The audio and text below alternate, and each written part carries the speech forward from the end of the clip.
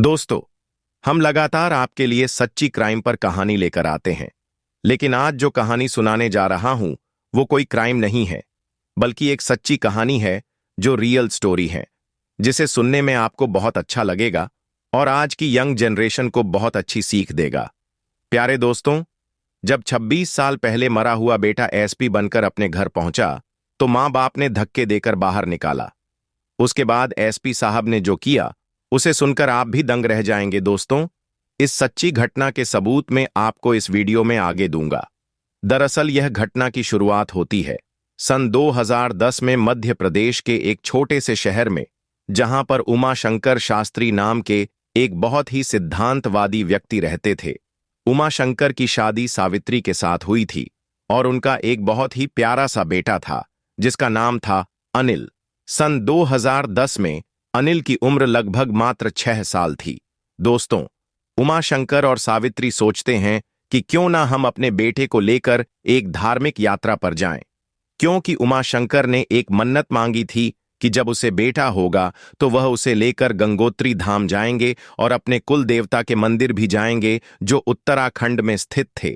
तब दोस्तों, उस वक्त उमाशंकर अपनी पत्नी और 5 साल के बेटे को लेकर उत्तराखंड के 4 धाम की यात्रा पर जाते हैं और उस 4 धाम की यात्रा के दौरान उमाशंकर महाराज ने अपनी सबसे कीमती चीज खोई थी और वह थी उनका बेटा। दोस्तों, दरअसल 4 धाम की यात्रा के दौरान उमाशंकर और सावित्री के साथ एक भयानक बस हादसा हुआ था। उस भयानक बस हादसे में उमाशंकर और सावित्री तो सुरक्षित बच गए थे, लेकिन उनका 5 साल का बेटा नहीं बचा था। अब उस यात्रा के दौरान उमाशंकर और सावित्री की जो हालत हुई थी, उस हालत का अंदाजा कोई नहीं लगा सकता था, क्योंकि अनिल उनका इकलौता बेटा था और जब उन्होंने उसे खोया तो वह बहुत दुखी हुए और वह भगवान को कोसने लगे। कहने लगे कि हे भगवान, हम तो तेरे दर पर आ रहे थे, लेकिन तुमने तो हमारी ही छीन ली। अब दोस्तों, उमाशंकर और सावित्री ने उस बस हादसे में अपने बेटे को बहुत ढूंढा, लेकिन वह बेटा नहीं मिला। कुछ लोगों का कहना था कि वह बच्चा खाई से नीचे गिर गया है, तो कुछ लोगों का कहना था कि बच्चा नदी में गिरकर बह गया है। तरह तरह की बातें। जब उमाशंकर और सावित्री ने अपने 5 साल के बेटे के बारे में सुनी तो उनका दिल दहल उठा था। अब दोस्तों, वह उनका इकलौता बेटा था। वह बेटा सावित्री को विवाह के 10 साल बाद हुआ था, क्योंकि सावित्री ने बहुत मेहनत की थी और बहुत तकलीफ भी झेली थी। उसके बाद जाकर सावित्री को एक बेटे का सुख मिला था, लेकिन वह सुख भी ज्यादा समय तक नहीं टिका। तब सावित्री का हाल रो रो कर बुरा हो चुका था। अब दोस्तों, सावित्री और उमाशंकर उस अधूरी यात्रा से अपने घर आ गए थे और उस यात्रा को वह कभी अपने जीवन में नहीं भूले थे। जब सावित्री और उमाशंकर अपने गांव लौटे तो गांव वालों ने उनसे बहुत सवाल किए कि आपका बेटा कहाँ है, क्या आपने ढूंढा नहीं, क्या आपको मिला नहीं।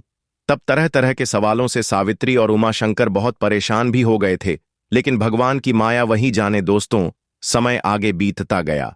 अब सावित्री और उमाशंकर उनके घर में सिर्फ अकेले ही रह गए थे। बहुत समय हो गया। उसके बाद सावित्री ने कभी भी बच्चे को जन्म नहीं दिया, क्योंकि सावित्री उस घटना के बाद टूट सी गई थी और सावित्री हमेशा उमाशंकर से यही बोलती थी कि मुझे अब इस दुनिया में कोई संतान नहीं चाहिए। भगवान ने मेरी सबसे बड़ी खुशी छीनी है, अब मुझे और कोई खुशी नहीं चाहिए। तब उमाशंकर सावित्री को बहुत समझाता है, लेकिन सावित्री नहीं समझती है। दोस्तों, समय आगे बीतता गया। उस घटना को लगभग 25 साल हो चुके थे और सावित्री और उमाशंकर अभी भी उस सदमे से बाहर नहीं आए थे, क्योंकि वह उनका इकलौता बेटा था और वह अपने बेटे से बहुत प्यार करते थे। अब दोस्तों, एक माँ बाप ही जानते हैं अपने बेटे से बिछड़ने का दुख, लेकिन वह कहते हैं ना कि भगवान के घर देर है लेकिन अंधेर नहीं। उस घटना के 25 साल बाद वही बेटा अपने माँ बाप से मिलने घर पहुंचा, और वह भी एसपी बनकर। आपको इस घटना पर यकीन नहीं होगा, लेकिन यह मध्य प्रदेश की सच्ची घटना है। यह घटना भले ही उत्तराखंड में घटी थी, लेकिन इस घटना का अंत मध्य प्रदेश में हुआ। दोस्तों, दरअसल जब अनिल को पता चला 25 साल बाद कि उसके माँ बाप जिंदा हैं, तो अनिल अपने माँ बाप को ढूंढता हुआ उसी गांव में पहुंचा, उसी घर में पहुंचा जहां पर उसका जन्म हुआ था। जब अनिल अपने माँ बाप के सामने पहुंचा और उन्हें बताने लगा कि मैं तुम्हारा बेटा हूं, तो माँ बाप जो थे वह कहने लगे कि हे, यह तुम क्या मजाक कर रहे हो। हमारा बेटा 20 साल पहले उत्तराखंड की बस दुर्घटना में मर चुका है। तुम कौन हो और तुम खुद को हमारा बेटा क्यों बता रहे हो। अब दोस्तों, दरअसल उमा शंकर को शक हुआ था कि कहीं यह कोई झूठा व्यक्ति तो नहीं है जो खुद को हमारा भे बेटा बता रहा है, क्योंकि उमा शंकर के पास बहुत धन दौलत थी और वह बहुत बेटे वाला था और वह सिर्फ संतान के सुख से ही वंचित था। बाकी उसके जीवन में सारा सुख था। तो उमा शंकर सोचता है कि हो सकता है कि यह मेरा झूठा बेटा होने का दावा करके मेरी संपत्ति हड़पने आया हो, या इसे मेरा धन दिखाई दे रहा हो, मेरा पैसा दिखाई दे रहा हो, क्योंकि ऐसे हर किसी पर भरोसा करना आसान नहीं था। अब दोस्तों, जब एसपी साहब ने बोला कि आप यकीन मानो, मैं आपका ही बेटा हूं, तो उमा शंकर और सावित्री ने इनकार कर दिया कि यह नहीं हो सकता। मेरा बेटा तो 25 साल पहले ही मर चुका है और अब वह यहां पर कैसे आ सकता है। अब जो सावित्री थी वह तो मां की ममता में ही लीन थी। सावित्री ने एसपी साहब के अंदर एक बात देखी थी। दरअसल दोस्तों, जो अनिल था 5 साल का, उस अनिल की गर्दन पर जन्म का एक चिन्ह था, काले कलर का, और उस व्यक्ति के गले पर भी काले कलर का चिन्ह था। जब सावित्री की नजर उस जगह पर पड़ी तो सावित्री उमा शंकर से बोलने लगी कि अरे रुको, यह लड़का शायद सही कह रहा है, यह हमारा बेटा ही है। तब उमा शंकर बोलते हैं कि सावित्री, लगता है तुम पागल हो गई हो। क्या तुम्हें लगता है कि हमारा बेटा जिंदा था? क्या तुम्हें लगता है कि बस दुर्घटना में हमारा बेटा बचा था? हमने कितना ढूंढा लेकिन हमें वह नहीं मिला। तब सावित्री उमा शंकर को बताती है कि दरअसल हमारे अनिल के गर्दन पर जो चिन्ह था, उसके जन्म का वही चिन्ह मुझे इस लड़के के गर्दन पर भी दिखाई दे रहा है। जब उमा शंकर ने वह चिन्ह देखा तो वह सावित्री से कहने लगे कि सावित्री, ऐसा कहाँ लिखा है कि सिर्फ हमारे ही बेटे की गर्दन पर जन्म का चिन्ह था? हो सकता है किसी और व्यक्ति के गर्दन पर वैसा चिन्ह हो। अब दोस्तों, जो मां की ममता होती है वह अपने बेटे को कैसे ना कैसे किसी ना किसी तरह से पहचान लेती है। सावित्री और उमा शंकर दोनों के बीच बहुत बहस हुई, लेकिन सावित्री ने यह नहीं माना कि वह मेरा बेटा नहीं है। सावित्री इसी जिद पर अड़ी रही कि यही मेरा बेटा है। तो एसपी साहब ये सब देख रहे थे और एसपी साहब यह भी कह रहे थे कि माता पिता, आप समझो, मैं ही आपका बेटा हूं। अब यहां पर जब उमा शंकर ने पूछा कि अगर तुम हमारे बेटे हो तो बताओ, तुम्हारे साथ क्या हुआ था और तुम जिंदा कैसे बच गए, तब अनिल, यानी कि जो एसपी साहब थे, वह उस घटना की सच्चाई बताते हैं। दरअसल दोस्तों, दुर्घटना में उस बस में एक साधु महाराज भी बैठे हुए थे। दरअसल जब वह दुर्घटना घटी थी और जब अनिल बस से नीचे गिरकर किसी कोने में पत्थर से टकराकर एक पत्थर के नीचे दबा हुआ था, तब अनिल को उस साधु महाराज ने देखा था दोस्तों, क्योंकि जो दुर्घटना हुई थी वह दुर्घटना एक पत्थर गिरने के कारण हुई थी और उसी पत्थर के नीचे अनिल दब गया था। जी, इस वजह से अनिल किसी को भी नहीं दिखाई दिया, क्योंकि अनिल सिर्फ 5 साल का था और वह बहुत छोटा था। जी, इस वजह से बहुत ढूंढने पर भी वह नहीं मिला। तब अनिल ने यह सारी सच्चाई और सारी हकीकत बताई कि दरअसल जब मैं उस दुर्घटना में क्षतिग्रस्त होकर पड़ा हुआ था, किसी की नजर मुझ पर नहीं गई थी और मुझे एक साधु महाराज ने देखा था और उन साधु महाराज ने मुझे बताया था कि बेटा, तुम्हारे घर वाले तो जा चुके हैं, अब पता नहीं तुम्हारा जन्म कहाँ हुआ था, तुम कहाँ से आए हो और तुम्हारे माता पिता कौन हैं, क्योंकि 5 साल में अनिल की याददाश्त भी जा चुकी थी और उन साधु महाराज ने ही अपनी झोपड़ी में उस अनिल का उपचार किया था। दरअसल वह जो साधु महाराज थे वह साधु कोई साधारण साधु नहीं थे। ऐसा कहा जाता है कि जिस साधु महाराज ने अनिल की जान बचाई थी वह साधु महाराज साक्षात भगवान का ही एक रूप थे। अनिल ने अपने माता पिता को यह भी बताया कि उन साधु महाराज ने मेरी जान बचाई थी और जान बचाने के 1 साल बाद उन साधु महाराज ने मुझे एक अनाथ आश्रम में भेज दिया था, क्योंकि दोस्तों, साधु तो चलता भला था और साधु कभी एक जगह नहीं रोक पाते हैं। इसलिए साधु ने सोचा कि अगर यह बच्चा मेरे साथ रहेगा तो इसका उद्धार नहीं हो पाएगा। इसीलिए साधु महाराज ने अनिल को एक अनाथ आश्रम में जमा करवाया था और उस अनाथ आश्रम में रहकर ही अनिल धीरे धीरे बड़ा होने लगा। अनिल ने पढ़ाई लिखाई की और पढ़ाई लिखाई करके अनिल एसपी के मुकाम पर पहुंचा था। अनिल पढ़ाई लिखाई में बहुत होशियार था। दरअसल दोस्तों, उस वक्त हुआ यह था कि अनिल उत्तर प्रदेश के एक छोटे से गांव के अनाथ आश्रम में रहता था और अनिल के आगे पीछे कोई नहीं था। यह अनिल जानता था।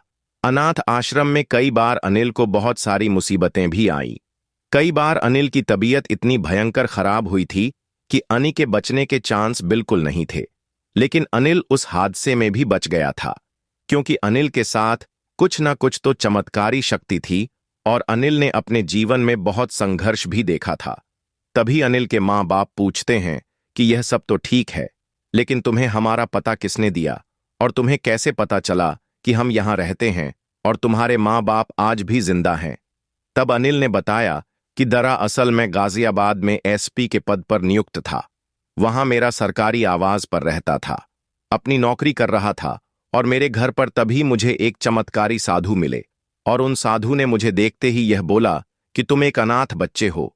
तो एसपी साहब बोले कि हाँ महाराज, आपने सही कहा, लेकिन आपको कैसे पता? तब उन साधु महाराज ने अनिल का चेहरा देखकर कहा कि दरअसल तुम्हारे साथ एक दुर्घटना घटी थी और उस दुर्घटना में तुम अपने माँ बाप से बिछड़ गए थे और उसके बाद से तुम एक अनाथ आश्रम में पले बढ़े हो। अब यह बात सुनते ही एसपी साहब उन साधु महाराज को कहने लगते कि अरे तुम क्या मजाक कर रहे हो? लगता है तुम्हें किसी ने मेरे बारे में कुछ बताया होगा। मुझे भी पता है यह बात कि मैं अनाथ आश्रम में पला बढ़ा हूं, लेकिन यह तुम क्या कह रहे हो कि मेरे माँ बाप जिंदा हैं और मेरे साथ एक दुर्घटना घटी थी? तब वह साधु महाराज बोलते हैं कि बेटा, मुझे इस धरती पर हर एक व्यक्ति का अगला और पिछला सब दिखाई देता है। अब जो एसपी साहब थे वह सोचते हैं कि शायद यह साधु महाराज पागल है, ऐसे ही बना रहे हैं। तो एसपी साहब उन साधु को कहते हैं कि महाराज, आपको दक्षिणा चाहिए तो आप ऐसे ही बोलिए, लेकिन ऐसी फालतू की बड़ी बड़ी बातें मत कीजिए। तो एसपी साहब उन साधु महाराज को 50 रुपए की दक्षिणा दे देते हैं और कहते हैं कि ठीक है महाराज, यह लीजिए और जाइए, मुझे अपना काम करने दीजिए। तो वह साधु महाराज बोलते हैं कि तुम मेरा अपमान कर रहे हो। मैं तुम्हें सच बता रहा हूं कि तुम्हारे माँ बाप आज भी जिंदा हैं और वह आज भी तुम्हारा इंतजार कर रहे हैं। तब एसपी साहब कहते हैं कि महाराज, बस बहुत हुआ, आप मेरे बहुत मजे ले रहे हैं, जाइए काम करने दीजिए, वरना मैं आपको भी जेल में बंद कर दूंगा। तब जो साधु महाराज थे वह बोलते हैं कि बेटा, तुम चाहे मुझे जेल में बंद कर दो या मुझे थप्पड़ मारो, लेकिन जो बात मैं तुम्हें बता रहा हूं वह बात सच है। अब उन साधु महाराज ने एसपी साहब के सिर पर हाथ रखा और एसपी साहब 2 मिनट के लिए अपनी पुरानी जिंदगी में चले गए। और एसपी साहब ने वह सब देखा अपने मन के अंदर जो उस साधु ने बताया था, और जैसे ही एसपी साहब ने आंखें खोलीं तो वह साधु वहां से गायब हो चुका था। और यह चमत्कार कोई छोटा मोटा चमत्कार नहीं था। जब यह सब बात एसपी साहब अपने माँ बाप को बता रहे थे तो माँ बाप को भी अब एसपी साहब की बातों पर विश्वास होने लगा था कि हाँ, शायद यह हमारा ही बेटा है। जब साधु महाराज ने एसपी साहब के सिर पर हाथ रखा था तो एसपी साहब ने वह सब कुछ देख लिया था कि उसके माँ बाप कैसे, उनके माँ बाप कहाँ रहते हैं, और उनके माँ की माँ ने बाप का पता भी उन साधु महाराज ने ही बताया था।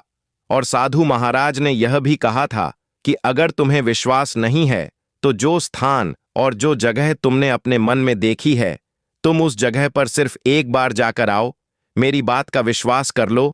तो एसपी साहब विश्वास करके अपने माँ बाप से मिलने गांव आ गए थे तो एसपी साहब ने सब बात अपने माँ बाप को देखा और माँ बाप यानी कि सावित्री और उमाशंकर इस घटना को सुनने के बाद जोर जोर से रोने लगे और कहने लगे कि सावित्री, मैंने तुम्हें कहा था कि भगवान के घर देर है लेकिन अंधेर नहीं, क्योंकि जो घटना घटी थी उसके बाद तो उस बस में जितने भी यात्री सवार थे उन सब ने तो मान लिया था कि उनका बेटा मर चुका है और उनका बेटा शायद अब इस दुनिया में नहीं है, लेकिन उमाशंकर और सावित्री ने कभी यह नहीं माना था। वह हालांकि बाहर से सबको यही कहते थे कि हमारा बेटा मर चुका है, लेकिन उनकी अंतरात्मा जानती थी कि हमारा बेटा शायद आज भी कहीं ना कहीं जिंदा है।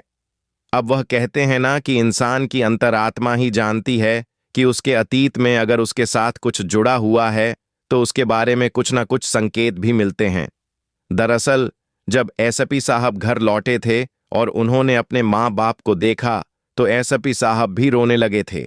और यह सब घटना सुनने के बाद सावित्री और उमाशंकर ने एसपी साहब को गले लगाया और रोने लगे और कहने लगे कि बेटा, हमें माफ कर दो, जो हमने तुम्हें पहचानने में भूल की और तुम्हें कोई झूठा व्यक्ति समझा। तब एसपी साहब कहते हैं कि कोई बात नहीं, देखिए सबको ऐसा ही लगेगा, क्योंकि 26 साल बाद कोई बेटा अपने माँ बाप से मिलने आएगा तो हर माँ बाप को शक होगा ही होगा।